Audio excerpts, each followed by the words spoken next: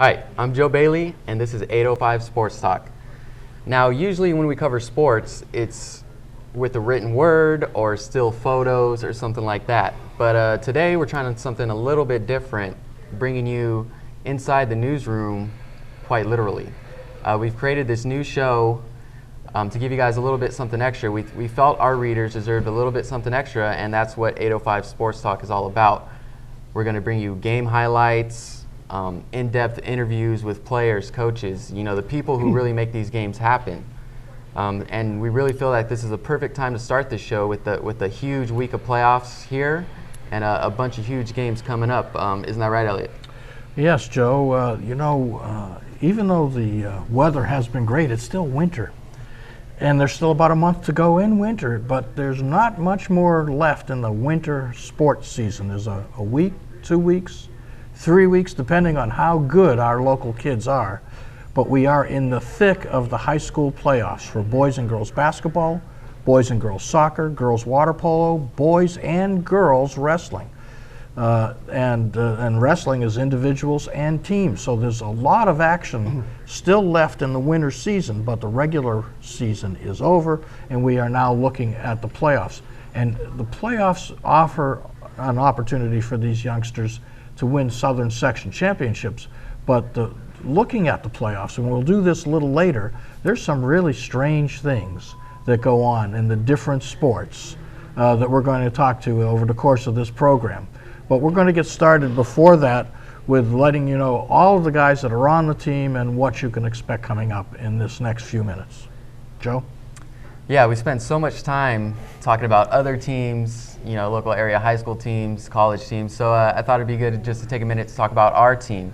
I'm a Lee Sumpter Coast Newspaper's assistant sports editor, and with me here is Jacob Rayburn, a sports reporter who kind of focuses on the Lompoc Valley. Elliott Stern is the sports editor, and Kenny Cress, one of the longest tenured sports writers you'll see in the area, over 15 years of experience covering the Central Coast. And I think Kenny is the perfect guy to kind of recap the final week of the regular winter sports season. Okay, thanks, Joe. It was a very eventful week. Round 3 of the uber competitive Rigetti Pioneer Valley boys wrestling rivalry played itself out at Pioneer Valley High School in the form of the Pac-8 League Finals. Rigetti edged Pioneer Valley to win that one 236 to 233. This came a week after Pioneer Valley upset top-seeded Rigetti to win the CIF Southern Section Northern Division duels. And earlier in the season, Rigetti won the Pac-8 League Duels Championship. Both of those teams will be in action at the Southern Division tournament that takes place Friday and Saturday at Marina High School in Huntington Beach. Rigetti High School, under first-year coach Desiree Dominguez, wrapped up a share of the league girls basketball title with the Royal Grande. Rigetti will be in action in the playoffs Saturday. Santa Maria's boys soccer team won its showdown with Cabrillo for the Los Padres League Championship with a 2-0 win at Cabrillo's pitch. I thought that was particularly impressive for the Saints since they play their home games on turf and they dealt well with playing on the pitch at Cabrillo. It wasn't that long ago that Desiree Dominguez herself was a student and player at Rigetti High School. Kenny, I remember doing the story when she went off to college, and she still looks like she should be playing on the high school team, and now she's the boss. She's the big kahuna. And she has really done a remarkable job with that girls' program in a short period of time. Well, she was a multiple Defensive Player of the Year in the Pac-7 League when she played for Rigetti. I thought Desiree did a good job of de-emphasizing what was at stake when Rigetti played its regular season finale. The share of the league championship was at stake, but Desiree thought the team looked tight when they lost to Mission Prep 2 nights before, and she told them, look, let's not focus so much on what's at stake here. Let's display our game, and the strategy worked. They played probably one of their best rounded games of the year, and they won 66-22 to wrap up a share of the league title. All right, you guys focus a little bit on girls basketball and the job Desiree Dominguez has done over there with Rigetti, so it's only right we take a little bit of time to talk about some of the or probably the best boys basketball team here on the Central Coast, St. Joseph. They won a share of the Pac-8 League title Friday night, beating Arroyo Grande. Their lone league loss was against Mission Prep, whom they split the Pac-8 League championship with. So I caught up with St. Joseph coach Tom Mott and two-star players from St. Joseph, Gabrice Sadonikis and JoJo Walker. So you guys clinched the league championship last night at home, came back to beat AG. What was that night like? You know, kind of honoring your seniors. You have a strong senior class with Gabrice, Christian, Mason Joes. What was that night like last night, clinching the league championship at home? Yeah, you know, it was a special night for all of us. You know, like you said, we have a great group of seniors, and you know, we've been on some journeys together. We're very excited that it was able to culminate with the league championship last night. I think we had some high expectations for this team, but I'm sure you had even higher expectations. Did the team meet those expectations that you held before the season? Did they surpass them? You know, winning, I think it was 18 straight games, 13-1 in league. You know, this Pac-8 league is no joke. Did they meet your expectations? How would you kind of rate that? I think when you look back at the regular season, there's always things that you could do better. Obviously, we've had a great year, and there's, you know, 2 losses in particular where we think, you know, we'd definitely like to play those games over and be on the other end of those. But, you know, to win 19 games in a row and to do so, I don't think there was a game under 11 points during that stretch. You know, that's a testament to the guys and how hard they've worked. And, you know, it's not just working during the season. It's starting last spring and putting in all that extra work throughout the summer and the fall. And, you know, that's what made us such a good team this year. How would you kind of describe what it's been like as a coach to have this much talent and you know, some depth, some experience? Do you feel like you've learned a lot this year as a coach, kind of leading the team with those kind of expectations and that talent? How would you kind of describe your experience this year as a coach of this program? Yeah, you know, when you have high expectations, it puts a whole different type of pressure on you. We knew each game we were probably favored to win, and so that, you know, when you have the target on your back, you really want to make sure that you put your best foot forward. And you know, this year when we have a good group of guys, you know, they're smart group, so we were able to, you know, do some things on the fly. We were great at coming out of timeouts, running plays, and you know, it's because we had good players, but we're also smart players. Being the coach of St. Joseph, playing, it seems like there's always a target on your guys' back. Did you feel like maybe in league, I know Mission Prep was probably really hyped to beat you guys, to play you guys, you know, obviously playing Rigetti. Did you feel like teams were kind of going after you a little bit more this year? Do you think it was about the same? How do you feel about that? You always want teams to go after you and give you their best shot. And, you know, being one of the 2 private schools in the league, ourselves and Mission Prep, we are different than all the other public schools. So I think we have that target on our back to begin with. But, you know, we enjoy it, we embrace it, and we wouldn't want it any other way. How do you approach the playoffs as a coach?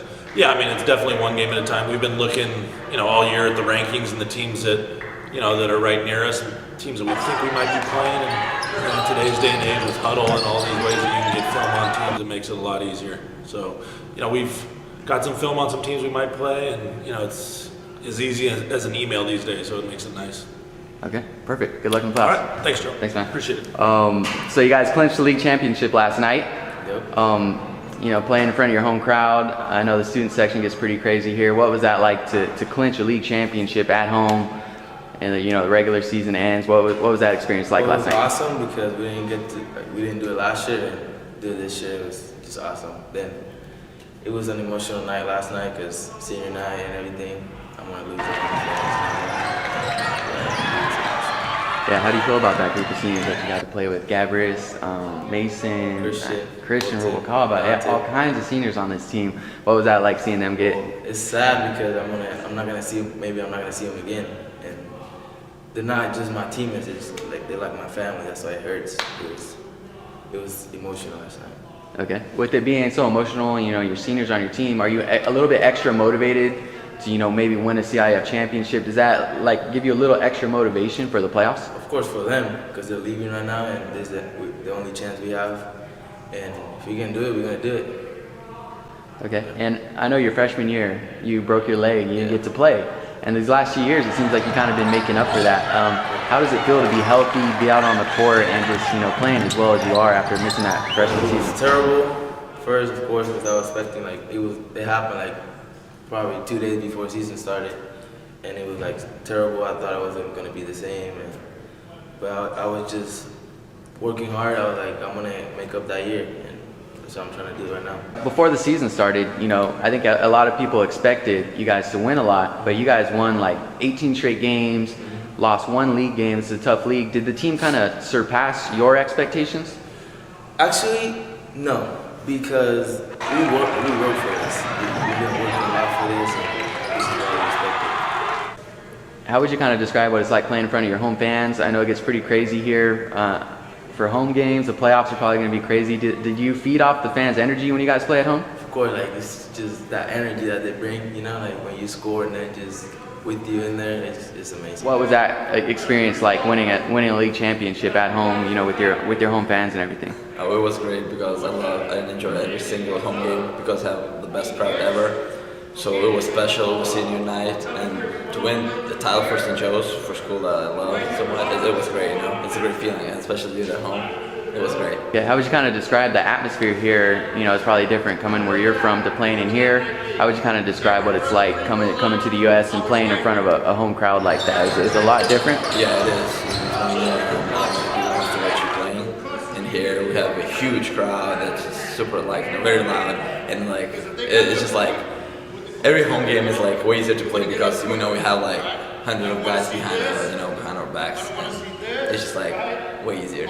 What's it like playing with a guy like that? So much energy, such a quick guy. He can shoot it from anywhere on the floor. What's it like to play with a guy like JoJo Walker? Oh, it's awesome because even when you sometimes don't expect the ball, you get just in the hands, and all you do is just put it in the basket. So it's great. He's a great player. Okay. And anything you think you guys can improve on with the playoffs right here? Do you think there's another level this team can play at, and anything specifically on the floor that you guys can improve at? Yeah, I think we should improve our beginnings of the game. In CF, we can't let the team go, 7 points or 10 points up in the first quarter, and we need to put them behind us. That's what I think. And I don't know. I just think we need to start the games very hard and start on the defense, talk, and do good rotation and stuff.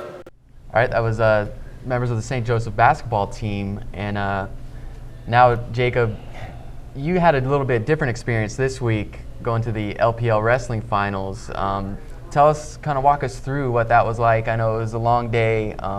Wrestling is a unique sport. I heard you had some unique experiences out there at the LPL wrestling finals. Yeah, it was more than 5 hours inside the Lompoc High gym, but I enjoyed it because I haven't had a chance to cover wrestling since I came out here. I joined the team of you guys in August, and wrestling is a very different kind of sport.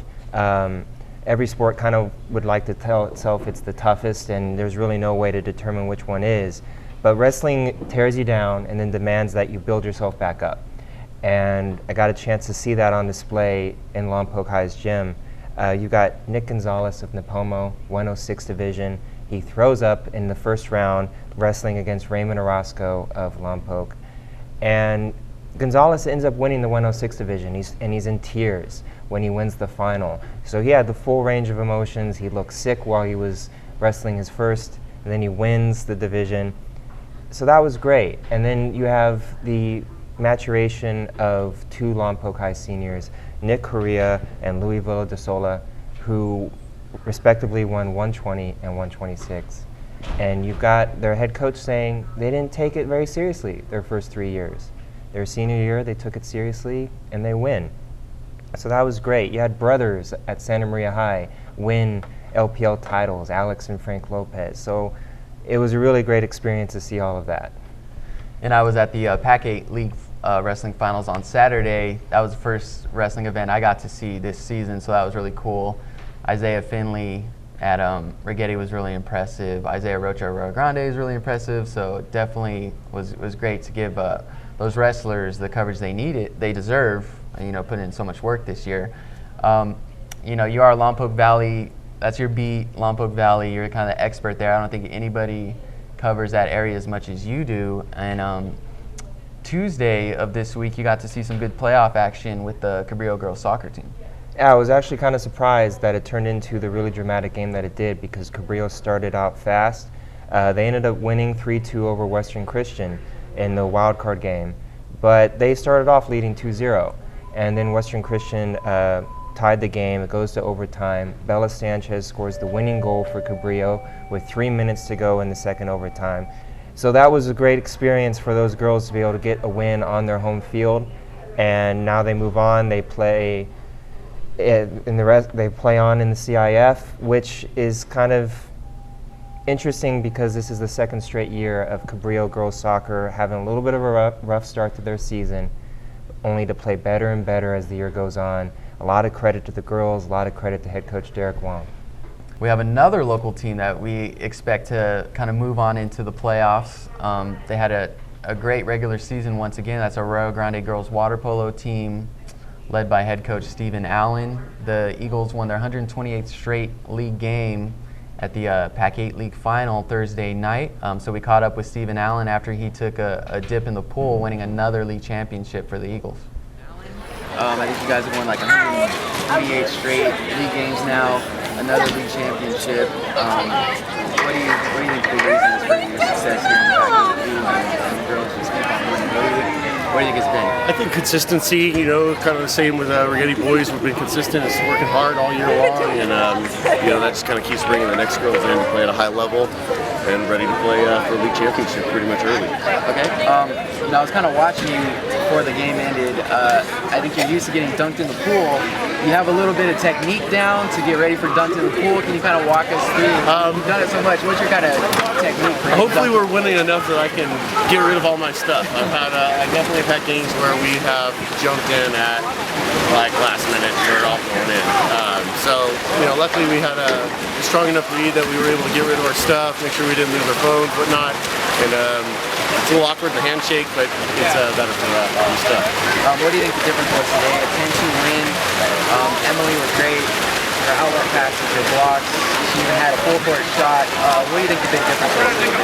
I think just overall our team defense. With Emily obviously leading team defense, you got Kate center defense. She's making things tough for Aaron Freeman. That's their big center, and we're just kind of as a group, they all did a great job playing together. Held most league opponents to 2 goals. I think we had 1 to 3. So that was, we had a great league season for us. Okay, you guys are defending D3 champs. You had a tough week, it's just a grueling week playing at SoCal Championship. Absolutely. Win or lose, it's a grueling week. You guys come out here and dominate. Playoffs are up ahead. Is the team at where you want it to be at right now? Yeah, I think we're completely ready and good for these next 4 games. I think it's going to be a good finish for us. All right, good luck. All right, and on that note, kind of segues us into the playoffs. And Elliott, I know you got some very interesting thoughts on these playoffs this year. Well, we always love the playoffs. It's the second season, or even the third, if you consider the way California teams do it, with the preseason, the league season, and now the playoff season, the postseason. And I've got brackets. I've got like brackets everywhere. There's just so many teams playing.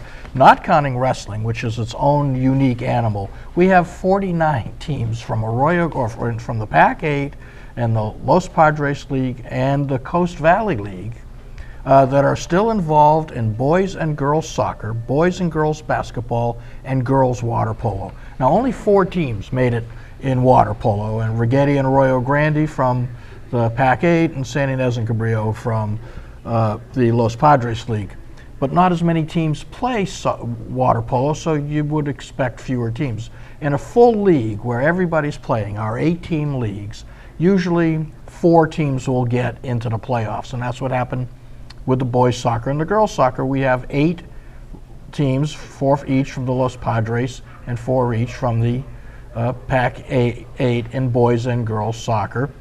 But in basketball, we have 16 girls teams, not 8. 16 from those 2 leagues, and in 3 leagues counting the Coast Valley League, and 13 teams made it in boys basketball. They are broken up into 6 different divisions that the girls teams are playing, and 7 different divisions that the boys teams are playing in. They need a lot of teams just to field these playoffs. Rigetti had 10 wins and 16 losses. Now, we like the kids at Rigetti. They're hardworking, and this doesn't mean to demean their record, but 10 wins and 16 losses is not what you would think of as a playoff team.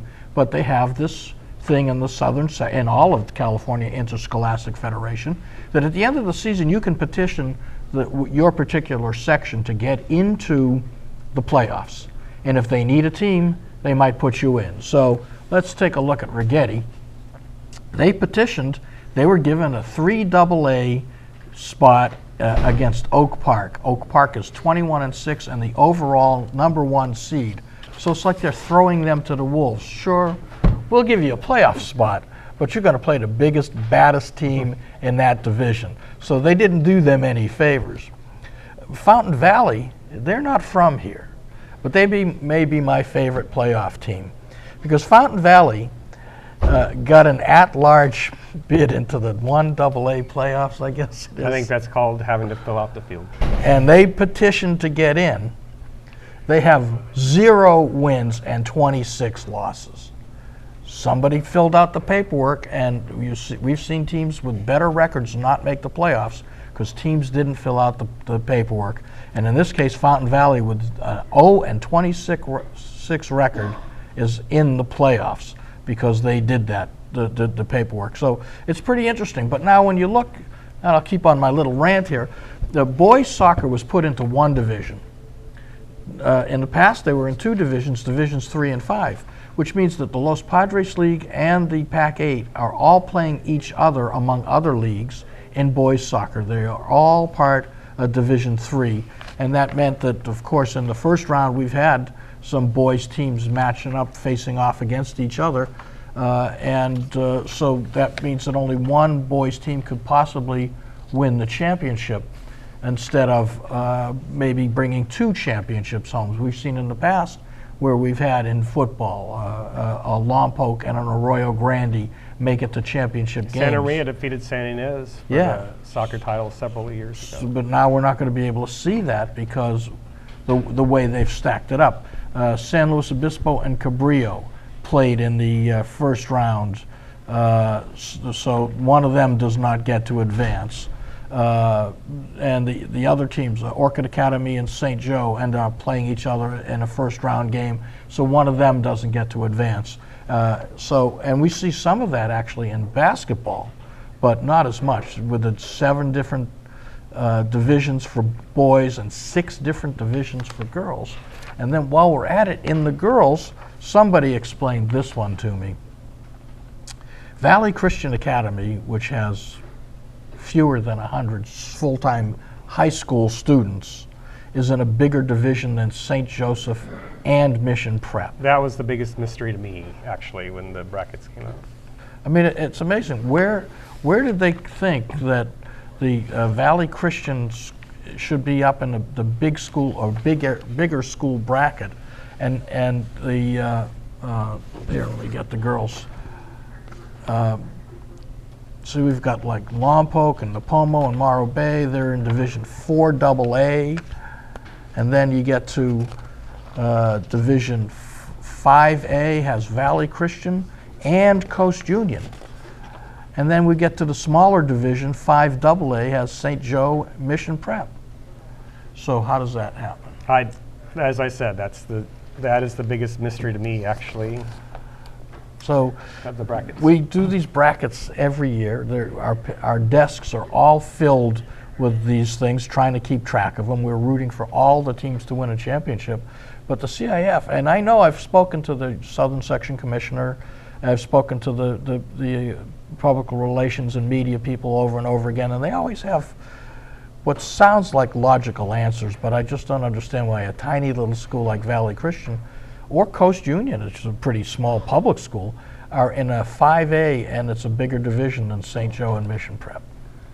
And I know the CIF kind of pushed through some new legislation, perhaps you might want to call it, where they kind of try to make competitive equality. So I think that's going to be a different story next year. I know football is going to be a lot different.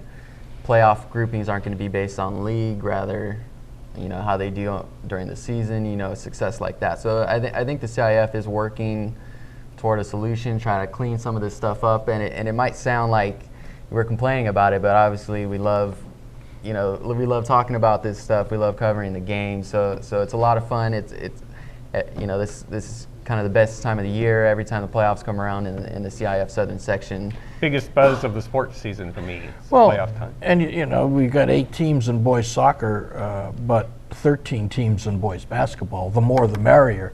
Everyone in the pool, so to speak. So I love when these kids are all in the playoffs. We had a couple of years ago where all 7 of what was then a 7-team Los Padres League, all 7 of the boys basketball teams made the playoffs.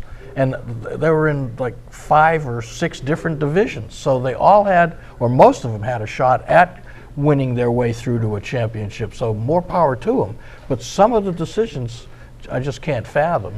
I'm glad to see Valley Christian and Coast Union are in the playoffs, but I think that they're being thrown to the wolves in 5A when they should really be a Division 6 teams, both of them. Yeah. Talking about the playoffs, I think we should probably take a moment to note Arroyo Grande's success in the playoffs. It seems like every year, every team they field makes the playoffs, and this season that's true. You know, girls water polo, top seed in Division 3. Boys basketball is playing on the road in the first round. Girls basketball at Arroyo Grande won a share of the Pac-8 League title, hosts a first round game. You know, the wrestling found some success. Girls soccer hosts Santa Barbara in the first round. Boys soccer hosts a first round game. So I don't think you can overlook the success year in and year out that Arroyo Grande has in every sport. Arroyo Grande's wrestling team finished a very solid 3rd in competitive Pac-8. And it's not just their winter sports either. We see it in all seasons with those kids. Their golf teams are good. Their tennis teams are great. Their football team has been outstanding for several years. It's a school that prides itself on academics and athletics, and we get to see close up that they really do shine in sports, and they have great coaches, and they got award-winning coaches that have been voted Coach of the Year, and not just by us in our Santa Maria Times, Lee Central Coast newspaper, whatever season polls that we have, but by the CIF itself and by other organizations saying that some of their coaches are the best in the state, which is, when you consider the state and the big cities like Los Angeles, San Francisco, San Diego, Sacramento, and even the good-sized cities like Fresno and Bakersfield, and our coaches in small Central Coast are recognized for their excellence. That says something about Arroyo Grande and the quality of those teams and those people. Now, Jacob, I know you're a Central Section kind of guy, but you're kind of getting, used to Southern Section playoffs. Do you have any thoughts on the winter sports playoffs that are coming up and they're here? How do you feel about how everything's going down? All right, yeah, Fresno got a mention just now. That was kind of nice. That's where I came over from. We could point out, to interrupt, which I'm good at, that both of you are Fresno State graduates, but you do have an affinity towards that Central Section. Yeah, well, there's a lot of good sports that happen over there, and kind of speaking about wrestling earlier, that's one of the hottest spots for wrestling, and I used the term hottest in several different ways in the Central Valley. But since I've been here, the winter sports season for the Lompoc Valley, it was really interesting to see some impressive streaks extended at Cabrillo High. You had Cabrillo boys basketball win their 5th straight LPL title. You had the Cabrillo girls water polo team win their 14th straight LPL title. And so you've kind of going on what we were talking about with Arroyo Grande, it's really impressive at the high school level to see schools build traditions of winning that last year after year. It is incredibly difficult to do that at the high school level, any level really, but especially high school. Every 4 years you lose your athletes. Doesn't matter how good they are, and you have to hope that there's a next generation of kids coming along and you coach them up and they are able to match what the previous group did. That can be an incredible amount of pressure, and to see these young people be able to handle that pressure was really impressive.